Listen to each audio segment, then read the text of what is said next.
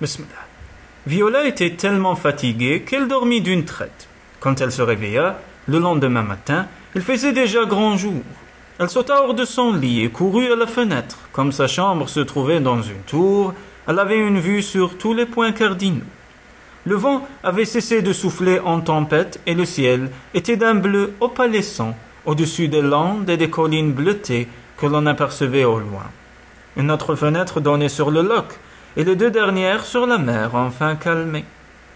Des petites vagues frangées d'écume s'abattaient inlassablement sur la plage où le bateau était venu s'échouer la veille. Mais de l'étoile des mers, pas trace.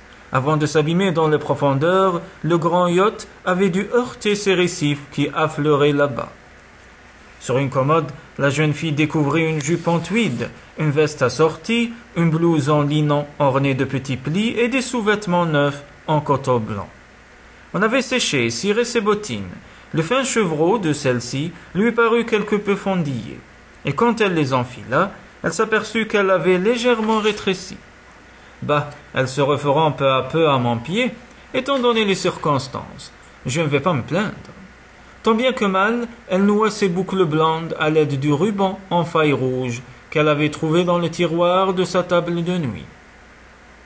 C'est un peu voyant, admit-elle, en examinant son reflet dans la glace piquetée d'humidité qui surmontait la cheminée. Mais qui pourra me le reprocher? Une fois habillée, elle se rendit sur la pointe des pieds dans la chambre de David. « Mon Dieu, comme il est pâle !» pensa-t-elle en s'arrêtant au pied du lit où son frère dormait paisiblement. Le laissant se reposer, elle descendit dans le hall. Voyant que l'imposante porte cloutée était entr'ouverte, elle sortit sur le perron et respira à plein poumon l'air matinal. Devant elle s'étendaient des jardins laissés complètement à l'abandon, mais malgré tout, de somptueuses roses parvenaient à s'épanouir au-dessous des roses et des orties. Plus loin, les bruyères couvraient les mours. D'un tapis dans les teintes allait du mauve le plus pâle jusqu'à un violet si foncé qu'il paraissait noir. Émerveillée, elle s'exclama « Quelle vue splendide !»« Votre réaction me fait plaisir, dit le duc. Elle sursauta en le voyant en bas du perron, vêtu d'un vieux chandail vert foncé, d'une culotte de cheval et de hautes bottes en cuir chauve. Un sourire adoucissait son visage d'ordinaire sévère, le faisant paraître beaucoup plus jeune. Les gens, en général, ont tendance à trouver ces paysages trop austères, reprit-il. Ils sont superbes. Le duc s'inclina. Bonjour, mademoiselle de Northcombe. J'espère que vous avez bien dormi. Oui, je vous remercie. Comment va votre frère? Il dort toujours.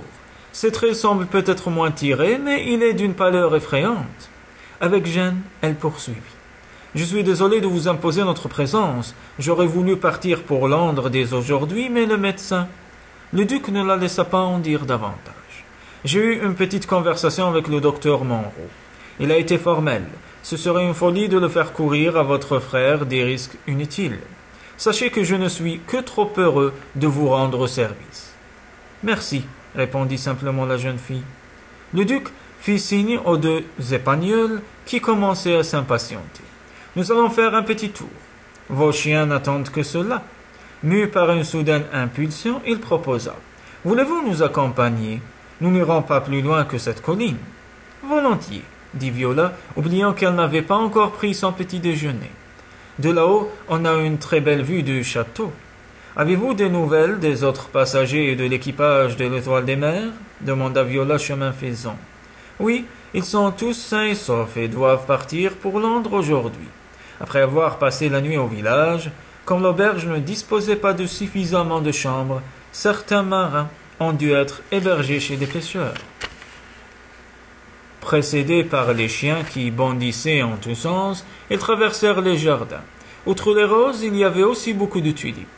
Les dernières tulipes du printemps qui pointaient çà et là, leurs pétales de couleur vive au milieu des mauvaises herbes. Tout cela est en bien mauvais état, soupira le duc. Meg ne peut pas tout faire. Elle s'occupe surtout du potager qui se trouve derrière les écuries. Il siffla les chiens qui aboyaient à qui mieux devant un terrier de lapins.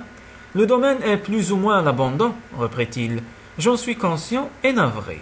Mais étant donné notre situation financière, comment pourrais-je me permettre d'engager des jardiniers uniquement pour entretenir des fleurs? Il s'éclaircit la voix avant de reprendre. Je dois vous présenter des excuses, mademoiselle. Mon comportement le soir de notre première rencontre n'a pas été celui d'un gentleman. Elle se sentit devenir écarlate. Moi non plus, je ne me suis pas comporté comme je l'aurais dû. Haussant les épaules, elle poursuivit. Mais tout cela me semble si loin, presque dans une autre vie. Tant de choses se sont passées depuis. Mon père... Elle s'interrompit tandis que les larmes lui venaient aux yeux. Oui, tant de choses se sont passées depuis, répéta-t-elle avec tristesse. Impulsivement, il lui pressa la main. Mais la vie continue. Vous auriez pu périr dans le naufrage de ce yacht. Or, vous êtes toujours là. Quant à votre frère, il guérira bientôt. Le docteur Monroe est optimiste. Puissiez-vous dire vrai? Le duc lui avait lâché la main aussi vite qu'il l'avait saisie.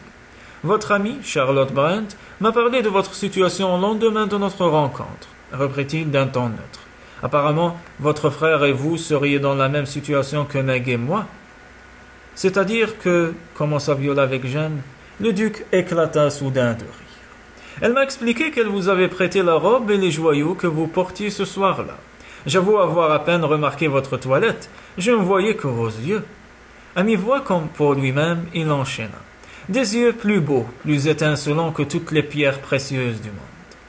Viola ne le croyait qu'à moitié, car le collier de Charlotte était spectaculaire, mais c'était agréable d'entendre comparer ses yeux à des saphirs.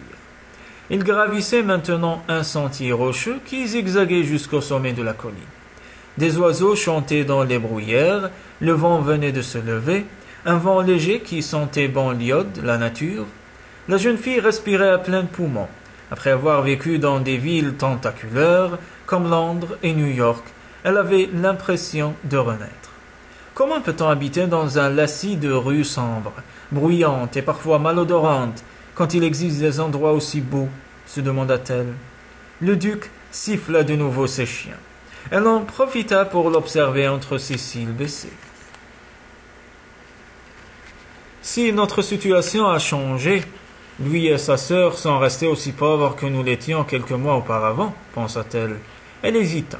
Comment lui dire que David et elle étaient désormais fabuleusement riches, qu'elle pouvait, s'il lui en prenait la fantaisie, s'offrir des douzaines de colliers en saphir encore plus beaux que celui de Charlotte. Il faut quand même qu'il soit au courant, se dit-elle, mais au moment où elle ouvrait la bouche pour rétablir la vérité, il la prit par les épaules et lui fit faire volte-face. Voilà. Viola laissa échapper une exclamation émerveillée en voyant les tourelles et les cheminées du château de Glentoran se détacher sur la mer et le loch. On dirait un château de livre d'images, s'exclama-t-elle avec enthousiasme. Il sourit. Ma foi, un château de rêve, un château de contes de fées, souffla-t-elle fascinée. Pensive, elle poursuivit. Je n'ai pas oublié la description que vous me faisiez de l'Écosse, voilà déjà quelques mois. Vraiment. Oh non, vous parliez avec une telle passion de ces landes, des lochs, de la mer et de votre domaine. Je comprends que vous soyez attaché à tout cela. C'est magnifique. Le duc se baissa pour cueillir 3 brins de bruyère, et quand il les lui entendit, leurs doigts se frôlèrent. Merci, murmura-t-elle rougissante. Cette minuscule offrande valait pour elle les plus beaux bouquets du monde. Elle glissa les fleurs rustiques dans la boutonnière de sa veste en tweed, tout en se promettant de les presser dans un livre et de les garder toute sa vie. Quand les battements fous de son cœur s'apaisèrent enfin, elle réussit à déclarer d'une voix presque naturelle « Vous devez être fier de posséder cette superbe demeure. » Il hocha la tête. « Oui, je suis fier du domaine qui m'a été légué par mes ancêtres. » Avec amertume, il enchaîna. « Mais dans quel état le transmettrai-je à mes enfants ? Les ducs de Glentoran étaient très riches autrefois. Hélas, la chance a tourné. Certains ont gaspillé sans compter, d'autres ont fait des placements stupides. Résultat, je me retrouve pratiquement ruiné. » Viola se mordit la lèvre inférieure presque au son, car elle venait de se souvenir brusquement des confidences de Charlotte. D'après elle, le duc cherchait à épouser une riche héritière pour redorer le blason familial. « Je voudrais qu'il s'intéresse à moi pour moi-même, se dit-elle avec passion, pas pour ce que je possède. » Quelques minutes auparavant, elle avait été sur le point de lui dire que son père avait fait fortune en Amérique. Elle décida de retarder l'instant des révélations. Cela peut bien attendre un peu. Une fois de retour au château, Viola croisa Madame Livesey sur le palier. La femme de charge sortait de la chambre de David et s'apprêtait à descendre avec un bol de porridge à moitié vide et quelques toasts.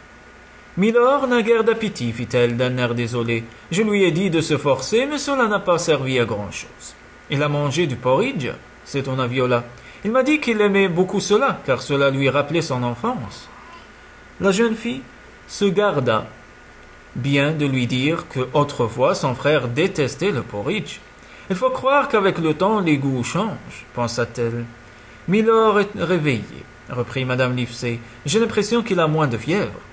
Puissiez-vous dire vrai? Le docteur Monroe est déjà passé le voir. Quel dommage. J'aurais voulu lui demander comment il trouvait mon frère. Un peu mieux que tout de suite après le naufrage, je l'espère. Le docteur Monroe a redit qu'il lui fallait du repos, du calme, une bonne nourriture. Il a promis de revenir tous les jours. C'est un médecin sérieux. Milord est entre de bonnes mains. Merci de vous occuper aussi bien de mon frère, lui dit gentiment Viola. C'est bien naturel, mademoiselle. Pendant que la femme de charge descendait l'escalier, la jeune fille entra dans la chambre de David. Après avoir frappé un coup léger à la porte, son frère esquissa un faible sourire en la voyant. « Eh bien, nous ne sommes pas morts noyés, malgré tout, lança-t-il d'une voix enrouée, avec cette pointe d'humour parfois acide qui le caractérisait si bien. « Non, heureusement. » Viola s'assit au bout du grand lit, à baldaquin, tendu de rideaux en velours vert d'un temps passé. Autant sa chambre était charmante, autant celle de son frère était grandiose. « Comment te sens-tu » ? Fatigué.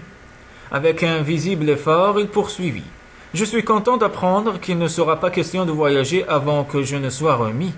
Honnêtement, je ne sais comment j'aurais pu supporter le trajet jusqu'à Londres. Tu imagines? Les trains, les voitures. Heureusement que le duc et sa sœur ont eu la générosité de nous offrir l'hospitalité. » Heureusement, oui. Le médecin m'a interdit de quitter la chambre pendant plusieurs semaines. Une quinte de toux le secoua. Quand il put reprendre la parole, il déclara. « De toute manière, je serais incapable de me lever. Mes jambes ne me porteraient pas. Tu vas vite te remettre? Quand nous étions encore à bord de l'Étoile des mers, je t'avais dit combien je rêvais d'un lit bien chaud. » Son faible sourire réapparut. « J'y suis enfin, je n'en bouge plus. Pour le moment, apparemment, c'est ce que tu as de mieux à faire. » Viola hésita. « Je voudrais te demander quelque chose. »« Oui. » Eh bien, Viola prit une profonde inspiration avant de lancer d'un trait. « Je préfère ne pas dire tout de suite au duc et à sa sœur que nous sommes devenus riches. »« Pourquoi » demanda David avec stupeur. « Parce que j'ai mes raisons. » Mais nous ne pouvons pas mentir. Il ne s'agit pas de mentir, nous n'avons qu'à ne pas parler d'argent, tout simplement. Son jumeau paraissait très gêné. D'un air absent, il tritura l'ourlet ajouré de son drap en lin. « Cela m'ennuie de cacher cela à Meg. » Il porta la main à son front.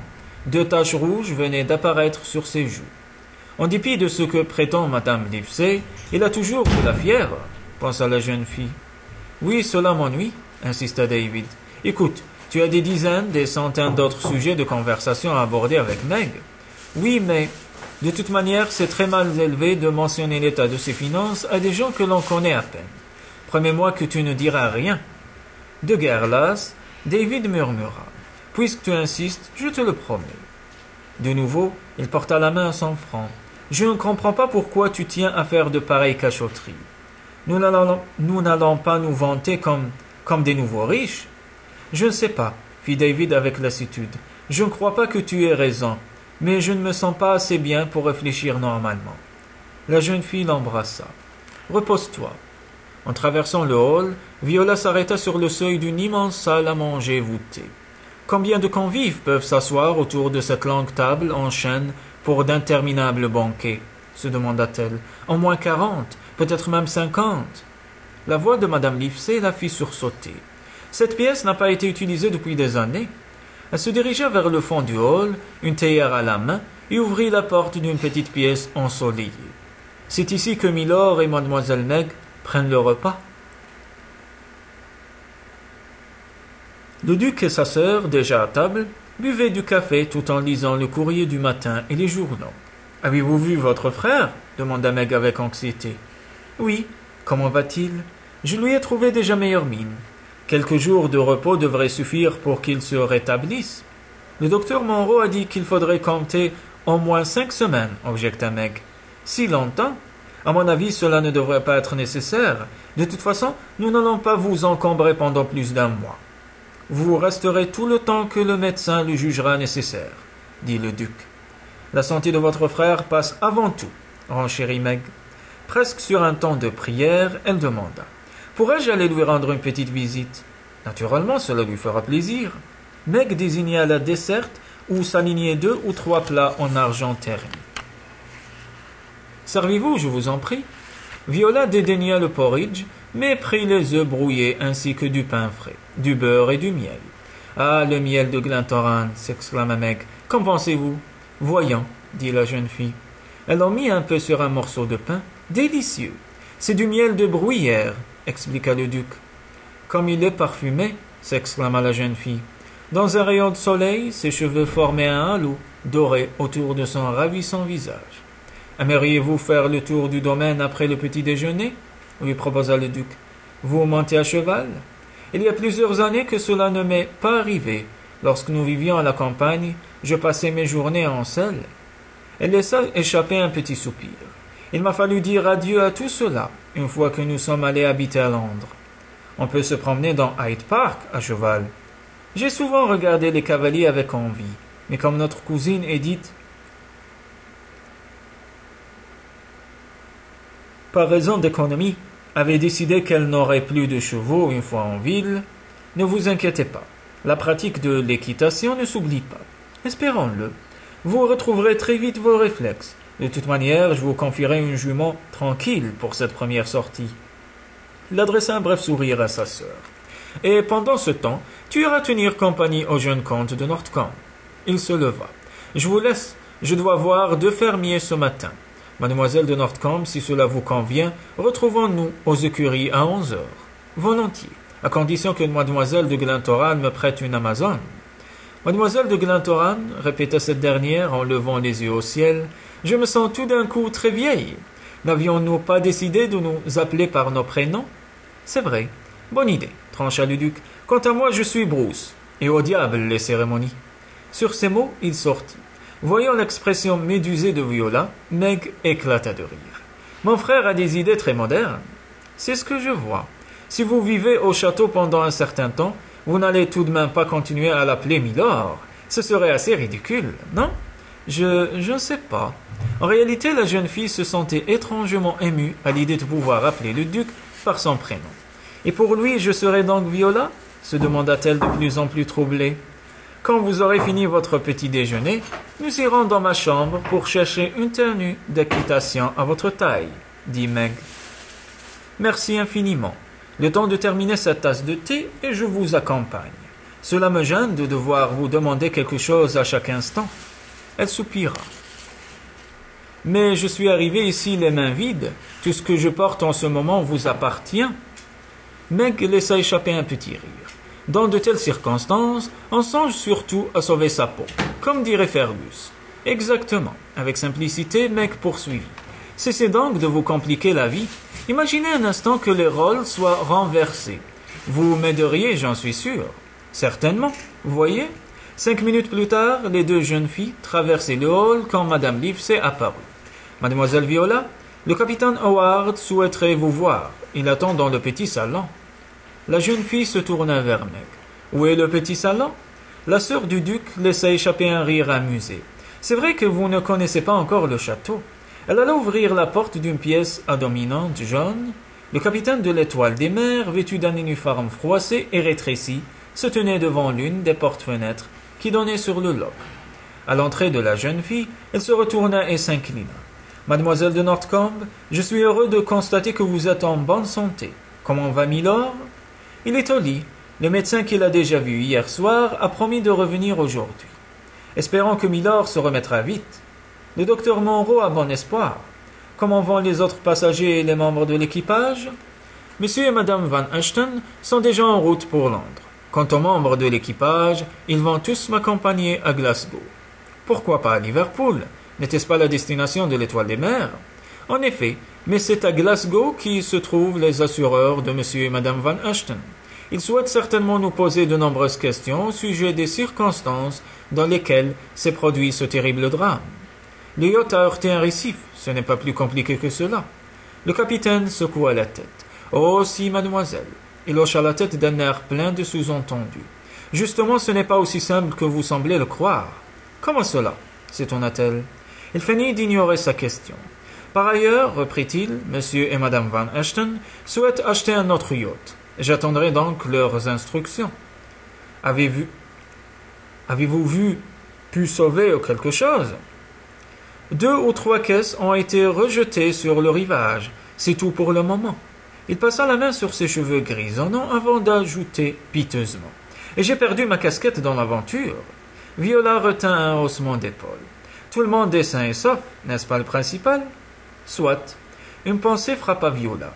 Il faut que je rassure ma cousine à Londres. Je suppose que l'on va parler de ce naufrage dans les journaux. Tout est possible.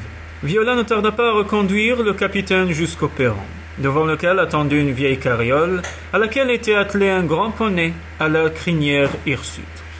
L'aubergiste m'a prêté un véhicule, dit l'officier, avec un demi-sourire. La jeune fille lui serra la main. L'important, lui rappela-t-elle, c'est que nous ayons tous survécu. Je vous l'accorde. N'empêche que si quelqu'un est responsable de la perte de l'Étoile des Mers, j'aimerais bien qu'il soit puni.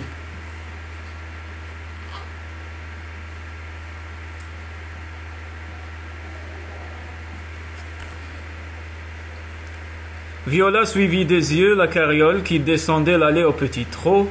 Comment une pareille idée a-t-elle pu lui venir? Se demanda-t-elle. Certes, tout le monde sait qu'autrefois les naufrageurs attiraient les embarcations sur la côte, mais honnêtement de nos jours, lentement, elle gravit l'escalier. Devait-elle parler à David de tout cela? Elle marqua un temps d'arrêt devant la porte de son frère, et quand elle entendit la voix de Meg, elle jugea que le moment était mal choisi. Premièrement, il est encore trop fatigué. Et deuxièmement,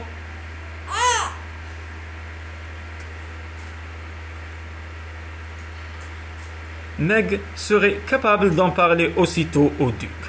Pour une raison qu'elle ne s'expliquait pas, Viola ne souhaitait pas que ce dernier sache qu'il existait peut-être des bandits sans foi ni loi sur son domaine.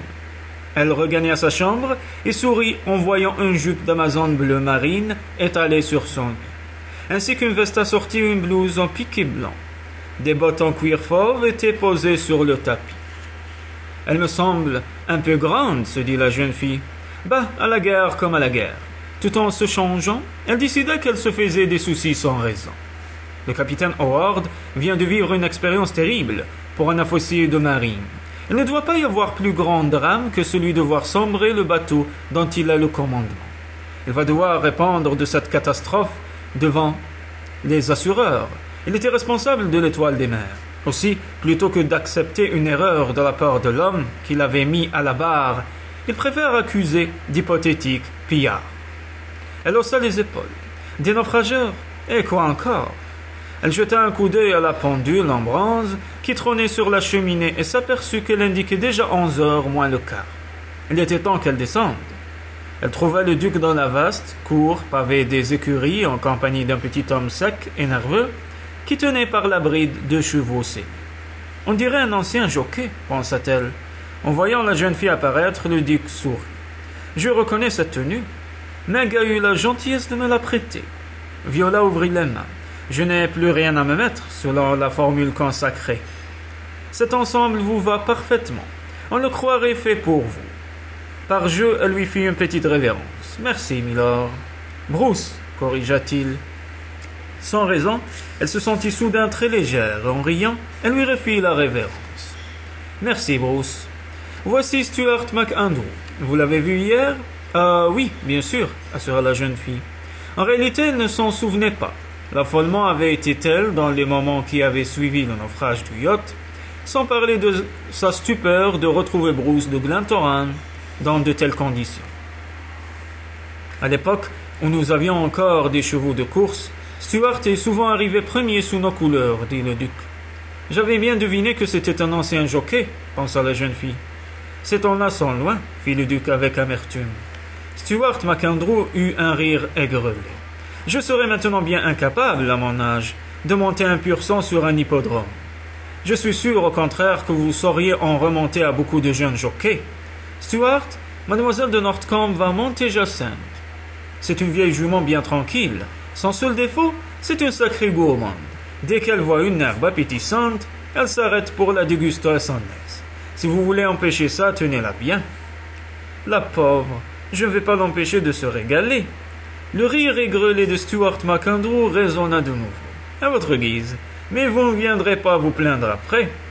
Elle adressa un coup d'œil presque moqueur à la jeune fille. Vous êtes remise de vos émotions? Oui, je vous remercie. Tant mieux, fit-il d'un ton sarcastique. Viola le regarda d'un air méfiant. Il semble très sûr de lui, se dit-elle. Saurait-il par hasard que certains habitants du domaine sont soupçonnés de pratiques datant d'un autre siècle? Fergus n'était pas seul dans la barque qui est sortie par ce ton infect, reprit le vieux jockey. Il a fallu que vous l'accompagniez, milord. Exact, fit sobrement le duc. Vous n'avez pas changé, toujours prêt à faire les 400 coups. Quel insolent, pensa la jeune fille. Le vieux jockey ricana de nouveau. Vous pouvez vous féliciter d'être sorti sain et sauf de cette mésaventure, mademoiselle. Je n'ai même pas eu le temps d'avoir peur, tout s'est passé si vite. Très bas, visiblement persuadé que personne ne pouvait l'entendre, il ajouta. Ah, c'est que ces choses-là arrivent très vite, en effet. Choquée, la jeune fille faillit lui demander ce qu'il entendait par là. Elle n'en eut pas le temps. Le duc venait de prendre la bride de la jolie jument grise des mains de l'ancien jockey. Voici Jacinthe. J'espère que vous vous entendrez bien avec elle. Il jeta un coup d'œil aux nombreux box à la porte desquels n'apparaissait aucune tête d'équidé et soupira. De toute manière, vous n'aurez guère le choix. Il nous reste si peu de chevaux, à peine une demi-douzaine. Il l'aida à se mettre en selle avant de se mettre à califourchon, d'un seul rétablissement.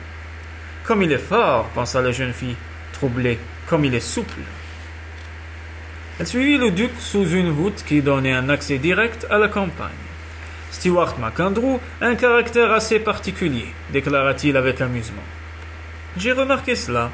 Il ricane tout le temps. À son âge, il en a eu tant vu qu'il ne prend plus rien au sérieux. Après un silence, il ajouta. Il m'a connu bébé. C'est lui qui m'a mis sur mon premier poney. Il chevauchait maintenant au milieu des landes couvertes de bruyère, sous un ciel clair où flottaient quelques petits nuages blancs. Un chien aboya au loin, tout près, dans les buissons, des alouettes et des merles chantaient.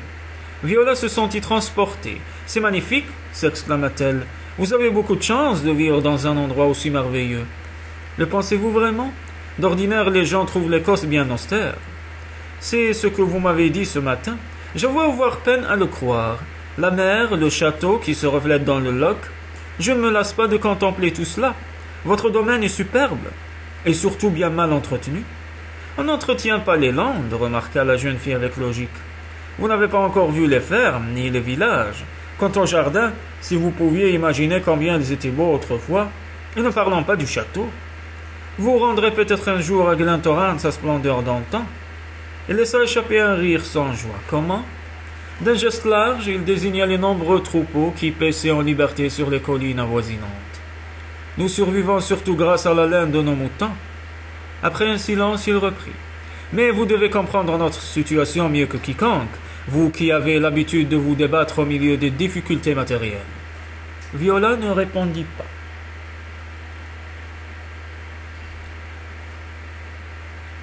Il nous croit toujours pauvres, est-ce le moment de rétablir la vérité? Elle décida d'attendre encore un peu. Je ne me permettrai pas de critiquer mon père, dit le duc. Loin de là, il est cependant certain que s'il était resté à Glentoran au lieu de hanter les salles de jeu de Londres ou de Glasgow, nous aurions moins de problèmes aujourd'hui. Mon père ne cessait de voyager, murmura la jeune fille. Il a parcouru le monde à la poursuite d'un rêve, celui de faire fortune et de racheter le château de Northcombe. Tout le monde a des rêves. Quel est le vôtre? Interrogea Viola avec curiosité. J'en ai plus d'un. Je voudrais restaurer le château, remettre le domaine en état, moderniser les ports, construire des écoles, un hôpital. Entre ses dents serrées, il poursuivit. Hélas, à moins d'un miracle, je ne parviendrai jamais à réaliser tous mes projets. Je suis condamné à voir le domaine péricliter. Le château tombera peu à peu en ruine, Les villageois seront obligés d'aller travailler en usine à Glasgow ou à Liverpool.